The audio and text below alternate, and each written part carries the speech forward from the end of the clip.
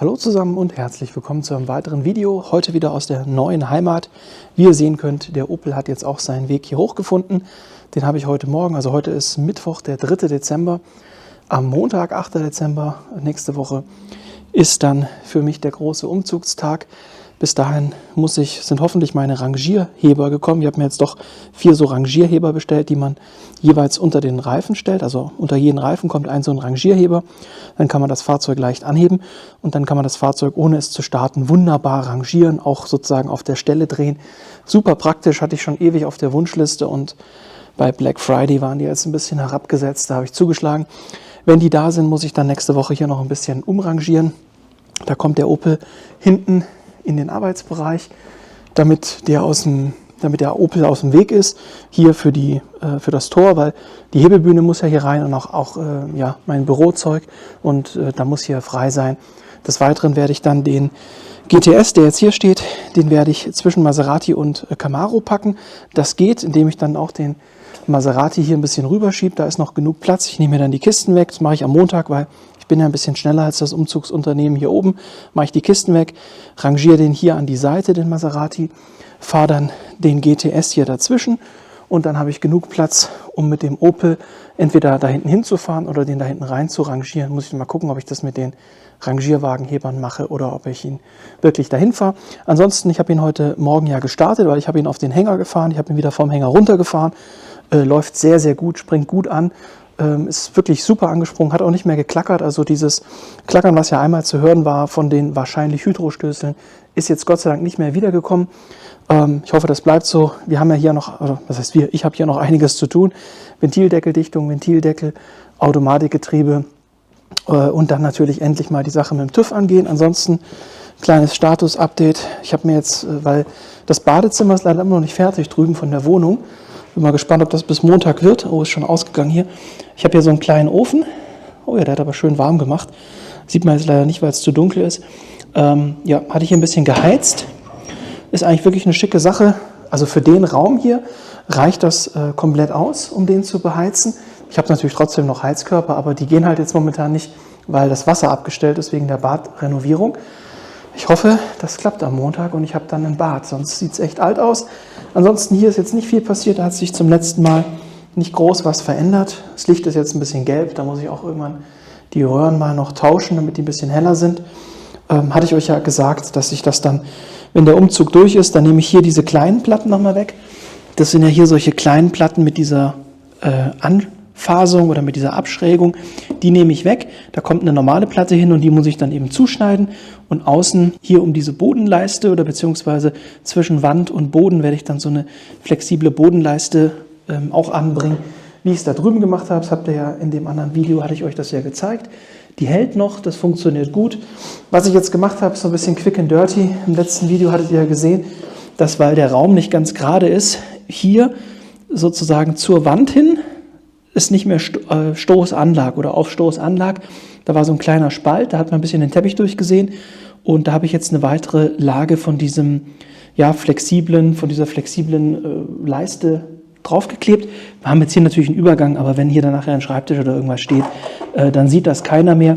Und wichtig ist nur, dass wenn ich hier mal feucht wische, dass eben jetzt nicht irgendwie dann nachher groß Wasser auf diese Stelle kommt, wo der Teppich ist. Nicht, dass das dann anfängt zu müffeln oder so. Und dafür ist das gedacht. Das muss ich allerdings auch, wenn die Heizung dann läuft, nochmal festdrücken. Das Problem ist halt, wenn es jetzt so kalt ist, dann fängt der Kleber nicht richtig an anzuziehen. Das bedeutet, das muss ich halt dann machen, wenn ich komplett eingezogen bin und hoffentlich dann das Wasser wieder läuft, weil diese Badgeschichte dann durch ist. Ansonsten, wie gesagt, hier auch die Lücken werde ich dann mit der Flex, ich werde dann wahrscheinlich eine große Kreissäge oder so nehmen, eine große Tischkreissäge und die Platten entsprechend sauber zuschneiden, sodass die relativ plan an der Wandkante anliegen und dann kann ich ja, wie gesagt, hier drüben auch diese Abschlussleiste verkleben. Das passt dann. Das ist der einzige Raum, wo ich halt das mit dem Teppich hatte und das will ich halt loswerden. Hatte ich euch auch gezeigt im letzten Video. Wenn ich das hier schön mit dem Dremel zuschneide, sieht das wirklich ordentlich aus. Da kann man nichts sagen. Und hier vorne, wie gesagt, hier werde ich dann noch fertig streichen und da kommt dann nochmal Stauraum und Möbel und so. Aber das sehen wir, wenn es soweit ist. Insofern, wie gesagt, wirklich gut, dass hier noch der kleine Ofen ist, dass man da ein bisschen Hitze bekommt oder ein bisschen Wärme in die Bude. Auch ohne die Heizung hat mir jetzt schon geholfen. Hätte ich eigentlich auch die Male davor ruhig schon mal nutzen sollen. Hatte ich aber irgendwie vergessen und ja, ich hatte sogar auch schon Holz da. Ich habe es nur, wie gesagt, einfach irgendwie aus dem Kopf gehabt. Und ja, schauen wir mal hinten im Arbeitsbereich. Das letzte Mal hatte ich euch ja erzählt, dass ich da noch ein bisschen aufräumen werde. Habe ich jetzt auch gemacht. Hier ist jetzt schon ordentlich frei. Ein bisschen was liegt natürlich noch, aber das, ich werde noch 1-2 Mal umräumen müssen, weil ich ja da hinten dann auch irgendwann, wenn finanziell wieder ein paar Mittel da sind, will ich mir da hinten noch so eine kleine Werkstattbank hinstellen und dann muss ich die Regale wieder umräumen. Zudem ist es jetzt hauptsächlich mal darum gegangen, dass ich den Zeug vom Boden wegbekomme und in die Regale.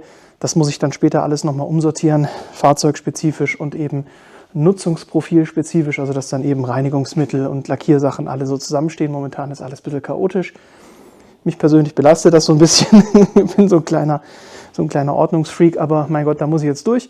Dann werde ich, wie gesagt, hier den Opel stellen. Das seht ihr dann im nächsten Video, wenn der Umzug vollzogen ist. Kommt hier der Opel rein, davor dann die Hebebühne. Wie ich das dann nachher mit der Hebebühne final aufstelle, muss ich gucken, wenn das alles drin ist. Das kann ich jetzt noch nicht abschließend sagen, aber ich gehe eigentlich davon aus, dass ich die Hebebühne relativ mittig stellen werde, meine Scherenhebebühne, und dann eben den Opel gleich wieder draufstellen, weil dann müssen wir ja weitermachen. Aber ich werde dann auch noch ein Starkstromkabel brauchen, ein neues längeres Kabel. Mein jetziges Starkstromkabel ist viel zu kurz.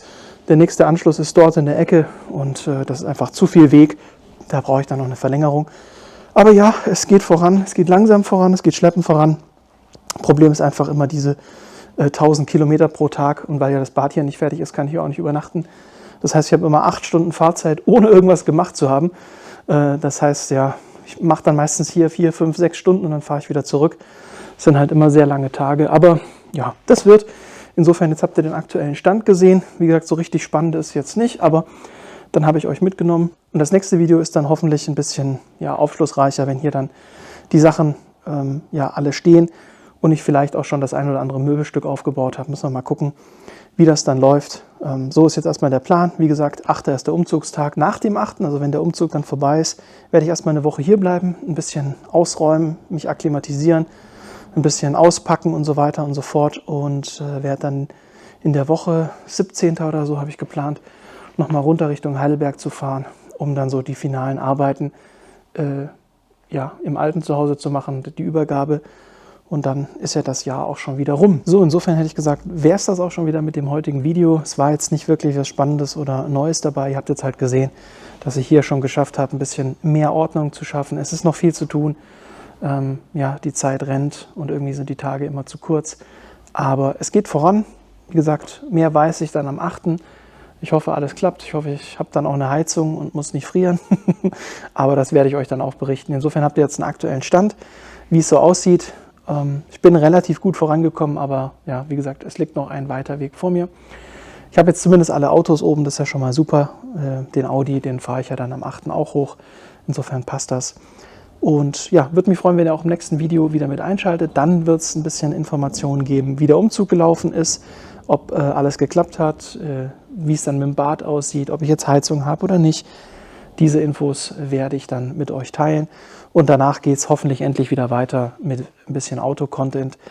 Das hat mir jetzt wirklich gefehlt. Die letzten, sind ja jetzt doch fast 2 Monate gewesen, wo ich kein Auto-Content mehr hatte. Ich hatte noch 1, 2 Videos vorbereitet, das von Mercedes und so weiter mit der Bremse.